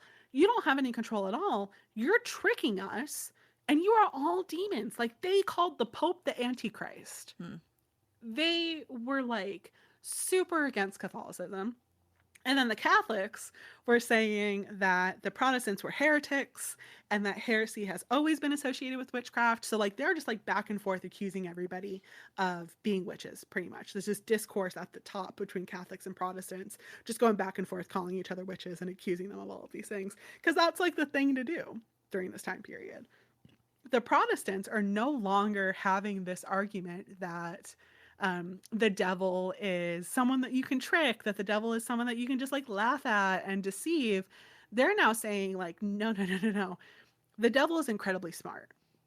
And the Protestants shift it from having this like, the Catholics, you have to go through the church to have a relationship with God. You have to go to the church if you're beset by the devil. You have to go to church if you feel yourself, becoming susceptible to anything. Where the Protestants are like, oh, no, absolutely not. You can just pray. You don't have to go through the church if you don't want to. You have a direct line to God and you can just pray straight to him, which now means that you also have a direct connection to the devil. And it is your personal responsibility to fight against him every single day of your life because he is smart and he is tricky and he will do anything to deceive you. So this whole discourse between Catholicism and Protestantism leads to Queen Elizabeth passing a Witchcraft Act in 1563 that now again makes witchcraft something that you can be executed for in a court of law. When Elizabeth passes this Witchcraft Act in 1563, that's when you start to see the witch trials really happening in England, but like the Satanic Panic has already been underway. Arguably, the first Satanic Panic of these witch trials has already been underway in Europe for like 100 years now, right? So you have the first person who's executed for witchcraft in 1566. There's about 1,000 people who are put on trial from 1566 through the early 1700s. About 500 of those people are executed for witchcraft. It's about 90% of those being women. So it is like a very like disproportional amount of men to women in all of Europe. But in England, it was about 90% women. I didn't even know men were ever part of this at all. So Yeah, fascinating. there were men who were accused and there were men who were convicted, but a lot of times it was men who were like associated with the witch in some way. Mm. So a lot of times people believed that witchcraft was matrilineal, so you would inherit it from your mother. So if you were a son but your mother was a witch, you could be accused or convicted of witchcraft. Or if you married a witch, someone who was accused of witchcraft, then you could be accused because like when you marry, you become one, right? At least in the Christian belief. So, um, you would have like those men, and then randomly you would have other men who were accused as well. Throughout the entirety of Europe, it was about 80% women to 20% men. In England, it was 90% women, like I've said. That's where you start to see the witch's familiar, which I've gone into like extreme detail about on my podcast, so I won't go into like extreme detail about it here. But the witch's familiar, like I kind of said earlier, it's like a half demon, half animal hybrid, and its goal is to help the witch in any way, shape, or form. It disguises itself as like pretty much anything that you see associated with witchcraft, you know, like a cat, a dog, a toad, a rat. But it could be like a butterfly. It could be a fly buzzing in your ear. Like it could be all of these different forms. And it starts to become that like you would sell your soul to the devil and in return you would be given a familiar who is supposed to help you, who's supposed to do all of these different things for you. In the early witchcraft trials in England, the familiar almost becomes like a child to the person who's accused of witchcraft. They have to take care of it. They have to, you know, put it in a little basket. They treat it kind of like a child. They feed it from their body. They're given like a witch teat, like a witch mark somewhere on their body, where they like nurse their familiar. They feed it a drop of their blood sometimes. They give it milk and bread and all these things. So in the early trials that you see from like the 1560s to the 1590s, it's a very motherly role that it takes. But after that, it starts to become more like an incubus and a succubus that we talked about before. So that's where I think like what you had asked, one of you had asked, I think it was Shea, about that's where like the familiar comes from Oh in the yeah, later Robin. trials. Oh, yeah, with Robin and like is that where the familiar comes from? In the later trials, I think that they were looking back at those and kind of being like, "Oh yeah, it's just like that," you know? So it starts to take on like a really sexual nature. The witch's mark in those early trials from 1560 to 1590 are like on your face, on your arm, on your leg, somewhere like that, where like the witch's teat in the 1600s is like in the small area of skin between your vagina and your anus, like, you know, places like that where You're then it in your becomes gooch. like, yeah, in your gooch, on your taint, right? um of like that's where your familiar is going to feed from, which then means like, okay, you're fucking your familiar, Okay, right? It I'm gonna starts to be very sexual in pause real nature. quick to bring in some Yeah, modern literature into this. go for it. Have you read the book Good Omens by Neil Gaiman and Terry Pratchett? No, I've just bought it recently, but I haven't read it It's yet. fantastic, and they did a fantastic series on Amazon Prime Yeah, that's it's got with David Michael Tennant Sheen in and it. David Tennant. Yes. So one of Yeah. the things is they have the Witchfinder Army, which is just one Scotsman, and his whole thing is counting nipples. And now I know why. Did you count their nipples? Yeah. No, that's exactly it. I love So it. Also, the she witch, turned me the into a witch newt. finder. That's from Monty Python, which is the best thing Exactly. ever.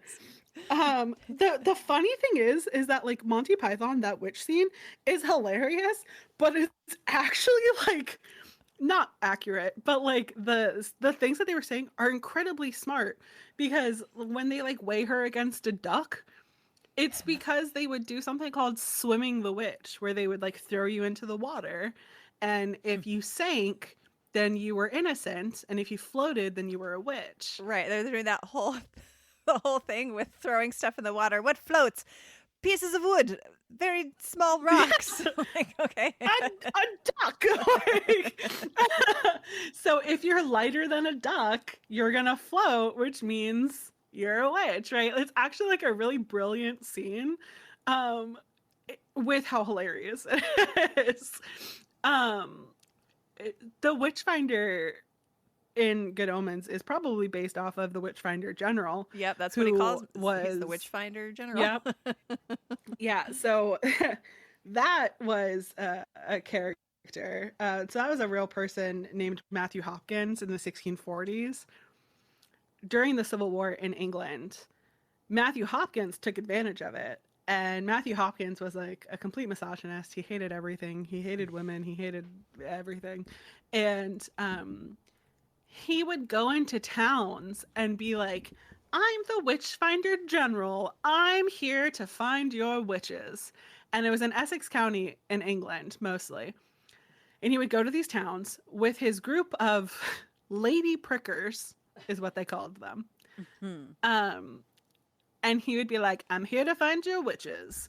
And then he would just like find people and accuse them of witchcraft. And he would, swim the witch. The reason they were called lady prickers is because they would like, in England, you weren't allowed to torture people the same way that you could, like that inquisitorial torture. You weren't allowed to really do that in England. There were laws against it. But you could do like a little bit of torture. Like that was fine. You just Here couldn't to like prick full your on torture ladies. them. Mhm. That's what she said. It's He said. hilarious. But also not hilarious when you think of like where No. those witch teats were during that time period. Like it does bring on kind of like a different connotation that's kind of yucky. But yeah, no, they would like poke them, and if the witch didn't bleed, then they were a witch. And they would like run like a dull knife across their arm and put on this huge show and be like, look, she doesn't bleed. Clearly, she's a witch. When like you just didn't sharpen your knife. Like it was a dummy butter knife that you're like rubbing against this person's skin, but they're not a witch because they didn't bleed, right? So the reason why the witch trial number is so high in England is like almost half of the trials come from Matthew Hopkins during the 1640s. He put like 300 plus people on trial and executed probably like 100 of them. And the funny thing is that like he would go into town and be like, I'm the Witchfinder General. I've been appointed by Parliament. He was a fucking liar. He wasn't appointed by Parliament. He would just go in and say it, and then they'd pay him a ton of money, and he would execute people and quote unquote find witchcraft. And then there's a story that goes that like he was then accused of witchcraft and he died when they threw him in the water, but unfortunately that's not what actually happened. He died of tuberculosis in 1647. But he wrote this book called The Discovery of Witches in 1647. And that same year, you have Alice Young over here in Connecticut, who becomes the first person executed for witchcraft. And according to some sources, that book, Discovery of Witches, was on the desk of some of the judges over here in the American colonies. In the Massachusetts Bay Colony with the Puritans, in 1641, they passed their like series of laws, and witchcraft was an executable offense, and it was only defined as consulting with a familiar spirit, and that was it. Wow. So if you had a pet cat, they could be like, she's definitely, if you really liked your cat, if you pet your cat and cuddled right. it. If you if there's like a reason why, so they would like one of the things that they would do over here during the witch trials is they would like do like the waiting test, which was basically where they would just like put someone in a room and leave them for at least 24 hours without access to like food, water, toilet, anything that made them feel like a human being. And they would just wait with the idea that like, oh, your familiar will come, right? So like there are rats everywhere in New England. There are bugs everywhere in New England. So like if an animal would run into the room, they'd be like, ah, there it is. There's the familiar, right? They also allowed spectral evidence, which spectral evidence is basically when someone says that they see something. It's like hearsay, right? So spectral evidence was allowed in some of the trials in England and was definitely allowed over here in the American colonies, which was basically like people would say that this whole idea was like when a witch was targeting you, they could make it so that no one else could see them, but you could see them. So like Jody, for example, Jody, you're just getting picked on, I guess. She's a witch. So she's a witch. So we're gonna just continue with that. True. So now we're in Connecticut or Massachusetts, and you're still a witch. So what would happen is like Shea and I, if we could be in the same room, and then all of a sudden I'm coming down and I'm like, oh God, yeah, Jody, she's scratching me and she's choking me, and I put on like a really, really good show about it. And I say, yeah, Jody attacked me. She choked me, she scratched me, she bit me, she did all of these things. And Shea could be standing right next to me, and Shea could be like, I didn't see anything. I saw her acting weird. And I could be like, no, Jody did it. I saw her do it. And because the Puritans were so extreme in their belief and followed the Bible so closely that they were not supposed to lie, people would just believe them. They assumed the truth was coming out of their mouth. So, what reason? You're a Puritan. What reason do you have to lie? Right. This is interesting. This is going to tie into the 1980s. What you're saying right here. Just keep this little nugget in your brain here, because everything that you're talking about right here is directly applicable to the Satanic Panic of the 1980s. I completely believe just it. with less I think that it's Puritans, but still. Still crazy. And people bathe in the 1980s, so that's the big difference. I mean, that's good. That's good. We have progressed. And we have plumbing. We have indoor plumbing as well. Yeah, our shit's just not sitting around. We're not just doing it in chamber pots and dumping it out the window. Right. I cannot imagine. The smell. When people are like, would you like to go back in time? If you could time travel, you go back in time, or would you go into the future? And I'm like, anything before like 1800s smelled terrible. I mean, even the 1800s probably smelled terrible. So anything before indoor plumbing, I don't want to be there. No, thank you. So you have like in the American colonies, the Puritans who were basically like the Puritans came to Massachusetts because they were Protestant. They were of those people who like hated the Catholics, but they were like so extreme that like people in England couldn't stand them, and they like kicked them out of England and sent them over here to Massachusetts. And like very long story short, and so they came here. Like if you've seen the movie The Witch, that movie it feels so accurate to how I think it would be. It is a really good movie. It's probably one of my favorite movies, but it feels so accurate of just like these extreme religious beliefs, and God permeates into every aspect of your life. If it's sunny, it's because of God. If it's raining, it's because of God. If your crops die, it's because of God punishing you in some way. If your crops are prosperous, it's God rewarding you in some way. I mean, you sneeze and it's probably God. Like God permeated into every single freaking aspect of your life. Which means that like the devil permeates into every single aspect of your life, which is why witch trials happened over here. The most famous of which being the Salem witch trials. The Salem witch trials started in 1692, and the Salem witch trials, which again, if you've listened to my podcast or if you're a listener on my end, I did like a 3.5 hour episode on the Salem witch trials. So I'm not going to go into extreme detail because I've already been there and done that. But the Salem witch trials is incredibly detailed, incredibly convoluted, but it started in 1692 in the house of a reverend with these two little girls making accusations. They, out of nowhere, started exhibiting these crazy symptoms. They're barking like dogs, they're hiding under furniture, they're being pricked and prodded and poked, according to them. That people are sitting on their chests, they're seeing people in hoods, they're seeing people in their room. Um, they're seeing all of these things. And it's children, age 9 and 11, who are being believed wholeheartedly for Oh, everything that they're doing because the devil is a reality and children are so pure they would have no reason to lie, children don't is at lie, least the thought right? process behind it. Yes. Okay. Yep. Absolutely. Children never tell lies. What are you talking about? From the mouth of babes, right? Like, there's no reason for them to lie.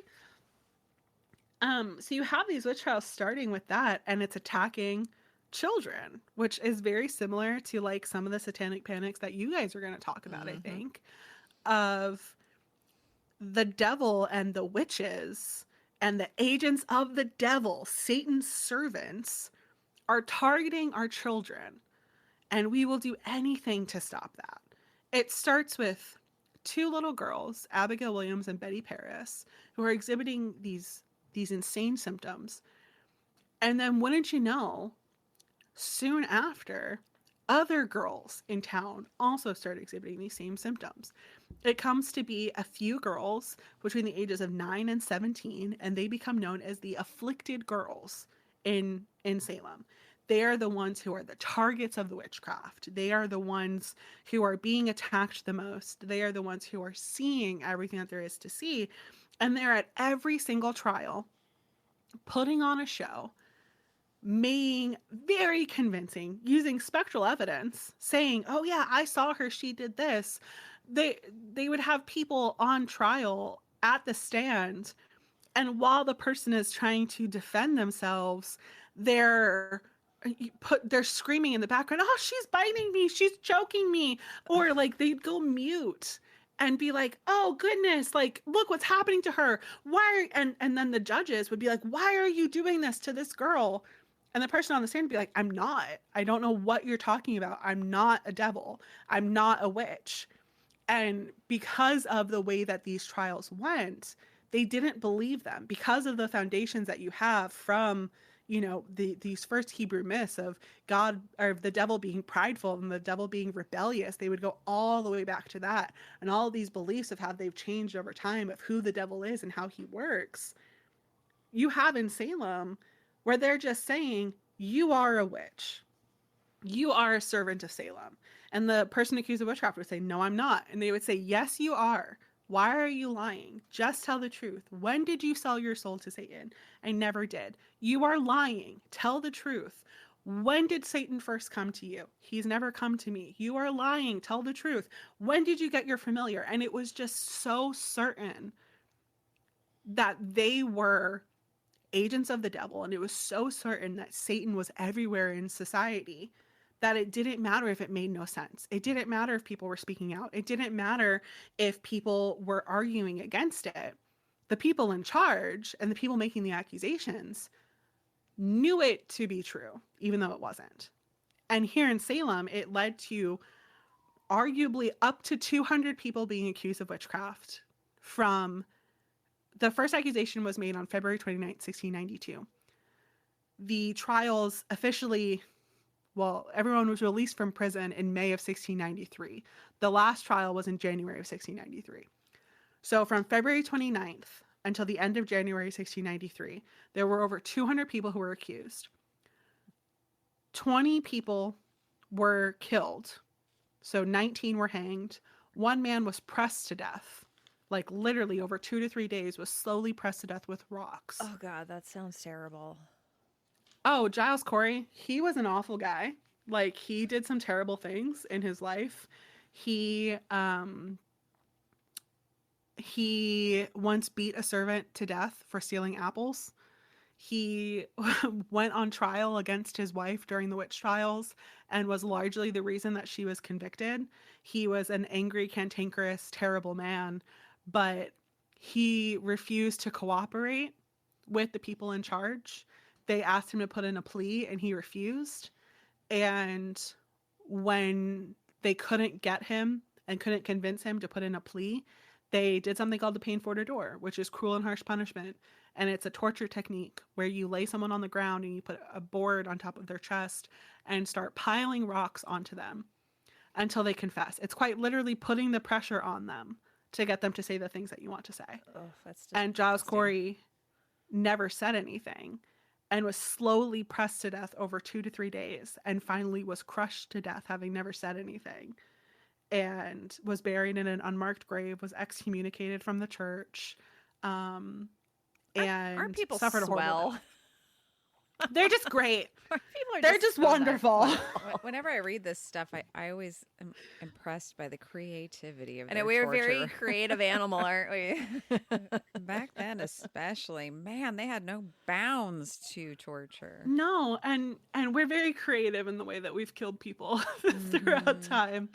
But in Salem, people were so convinced of it that they were just murdering people. I mean, they were victims. These people were murdered by an unjust system, and it was completely cruel and it was completely horrible. And again, I have a whole episode where I go into all the details of it, but this was like a big satanic panic here in Salem. I mean, it really was. It was a witch panic, but it was a satanic panic. Well, centuries later, it's very well known that Yeah, it is. happened in And Salem is defined by it. I mean, I live in Salem and people come every year. I mean, some people come actually caring about the history. Most people come as like a fun tourist destination, which is always weird to me that like you're going to come for a fun tourist destination where like 20 people were killed horribly. 5 people died in prison while waiting their trial, including an infant. Ugh, And isn't that fun? that infant witch. Jeez. The infant, yeah. Well, so the infant, one of the first people who was accused was a woman named Sarah Good. And she was poor and pregnant, and people didn't like her because she was outspoken. And she was one of the first people accused. So the first people who were accused was Tituba, who was an indigenous person who was enslaved by the Reverend household. And it was Sarah Good, who was a poor beggar who was pregnant. And then it was Sarah Osborne, who was an older woman who had been like caught up in some scandal beforehand. Again, I go into a ton of details. So I won't go into extreme detail here. But Sarah Good was convicted of witchcraft, but because she was pregnant, they refused to execute her until after she gave birth to her child, because like, oh, this is an innocent soul, like whatever. But when she gave birth to her child, they didn't remove the baby from prison. And so after she gave birth, they left the baby in there with her because the baby needed to be with its mother, basically was the thought process behind it. And the baby lived a very short life and died. And then Sarah Good was taken away to be executed and left behind her 4-year-old daughter, who was a girl named Dorothy Good. And Dorothy Good spent 9 months in prison. 4-year-old? No one bailed her out. She was 4 years old. Nobody bailed her out. Nobody helped her. Nobody did anything for her because she was a child of a witch and she was accused of witchcraft. And even though she wasn't, 4 years old, even though she wasn't convicted of witchcraft, she was found innocent. The way that things ran here was you were not allowed to be released from prison until your debt was paid. And nobody paid the debt to let her out. And for the rest of her life, she's referred to as Mad Dorothy Good because she went insane from the trauma that happened in that prison when she was 4 years old after 9 months of being imprisoned. For the rest of her life, how long was that? She lived until like her 40s or 50s. Oh, wow. So she was eventually let out? Or she lived her Yeah, whole... she was. Okay. The queen over in England heard about it after the fact. And in May of 1693 was like, this is ridiculous. You need to let everybody out.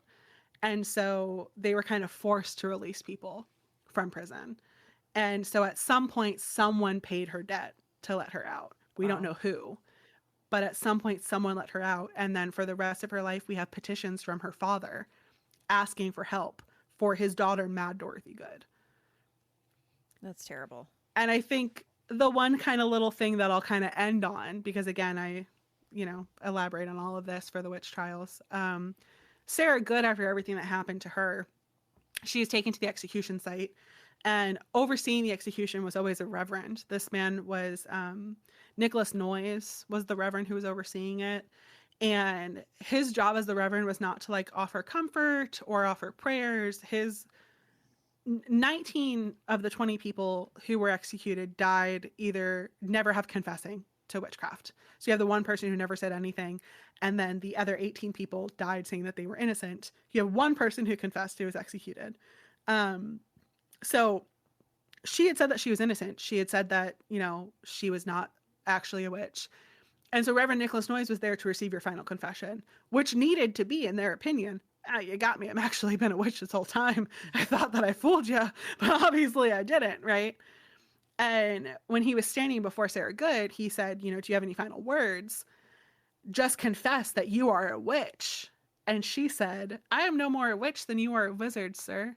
And if you take away my life, God will give you blood to drink. Oof. And then she's executed for it. She's executed for witchcraft. But 24 years later, in 1716, Reverend Nicholas Noyes was found dead with blood in his mouth. Oh, I like that. I know, Oh, right? that's spooky. It's one of my favorite stories about the witch trials. Wow. It becomes known as the curse of Sarah Good, but there's also like this argument back and forth, right? Because like on the one hand, it's people who believe that she was a witch saying, oh, that was Satan. Like you just waited 24 years. What's 24 years to Satan, right?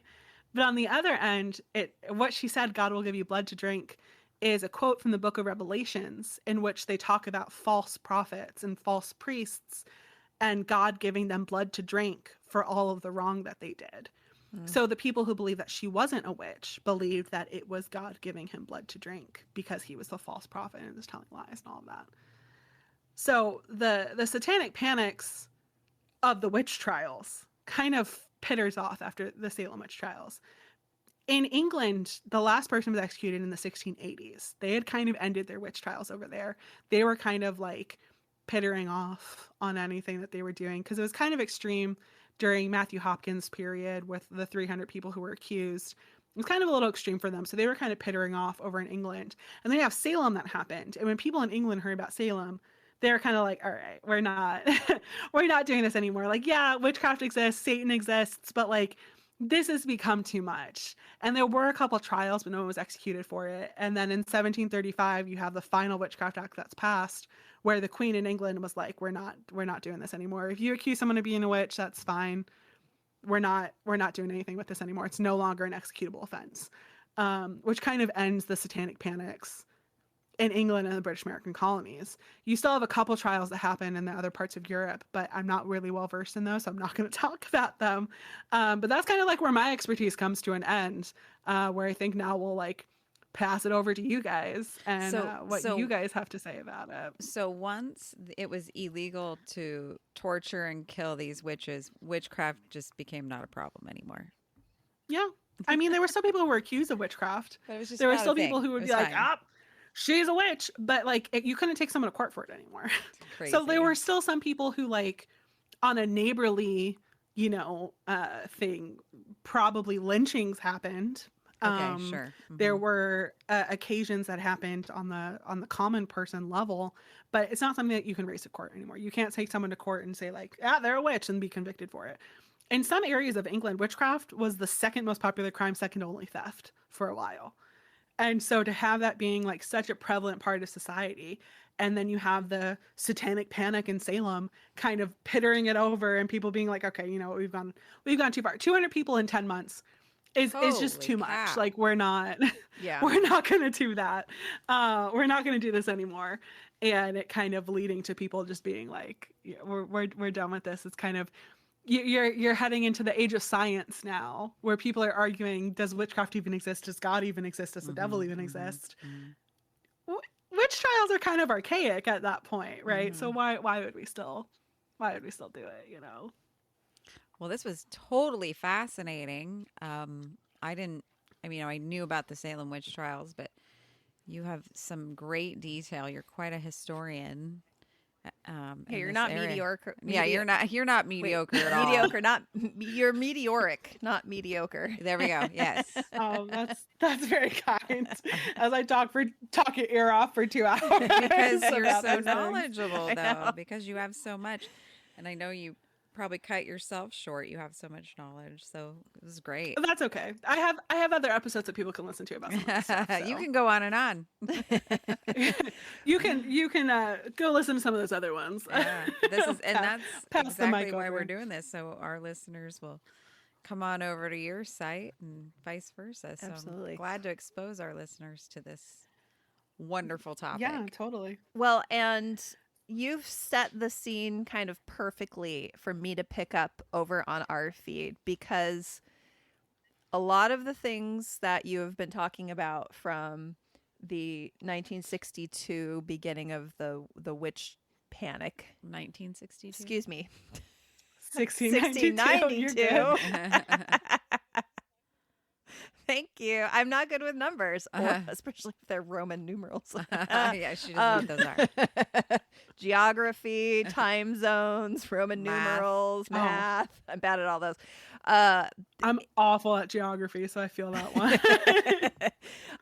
So you really set the scene for us to pick up. So everybody needs to move over to our feed, and you can pick up Absolutely. that. Where the satanic panic comes into this century. Or, to what we determine the Satanic Panic is. right. Now, Actually, it's what we last define century it at this as. point, right? Exactly. But it is continuing into now. So yes. Editing Christina here. As a little enticement to get you all to head on over to the Rainy Day Rabbit Holes podcast to listen to part 2 of this, I wanted to just insert some of my favorite clips from my guest spot that I did on their podcast. So I'm gonna throw those in right here, and then make sure that you go and head over to the Rainy Day Rabbit Hole podcast and listen to what I did with Jody and Shea, because it was a good time all around, and I had a fantastic time having them over on my podcast as well. I hope that you guys liked it all. All right, I'm gonna stop talking. Here's the clips. Fast forward to 1930, when Anton LaVey was born on April 11th, the date that this came out. What a coincidence.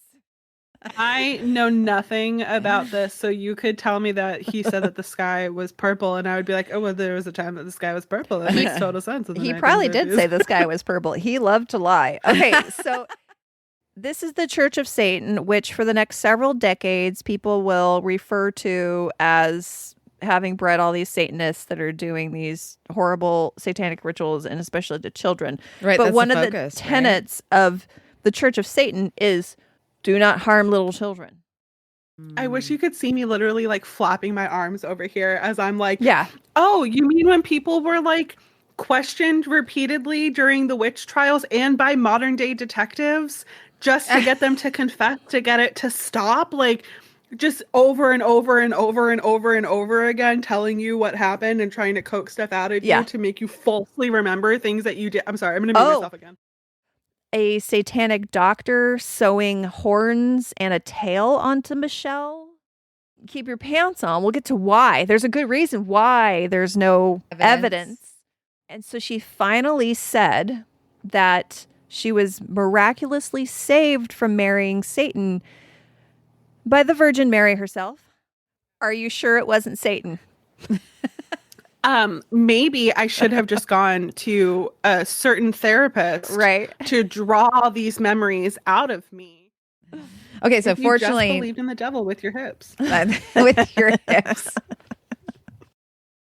So, everyone, go over to the Rainy Day Rabbit Holes podcast to hear part 2. But that is where we're going to end today over on mine. Thank you so much for listening. If you like what you heard and want to hear more, please consider subscribing or leaving a review or joining my Patreon. And do you guys have a Patreon or anything that you're doing on your side that people can join if they want to after they listen to your podcast? So, yeah, we have a brand new Patreon with lots of bonus content and merch and all sorts of good stuff. So if you head to our website, rainydayrabbitholes.com. That's where you can find all the information about Patreon. You can find links to our social. You can find all the links to listen. You can find blog posts with extra links. And you can also find our sources when we actually get around to putting them up. But that's one-stop shop is rainydayrabitholes.com for everything Rainy Day Rabbit Holes podcast. Perfect. So go head over there and support them. And remember, friends, history may be watching you, so don't fuck it up. Bye.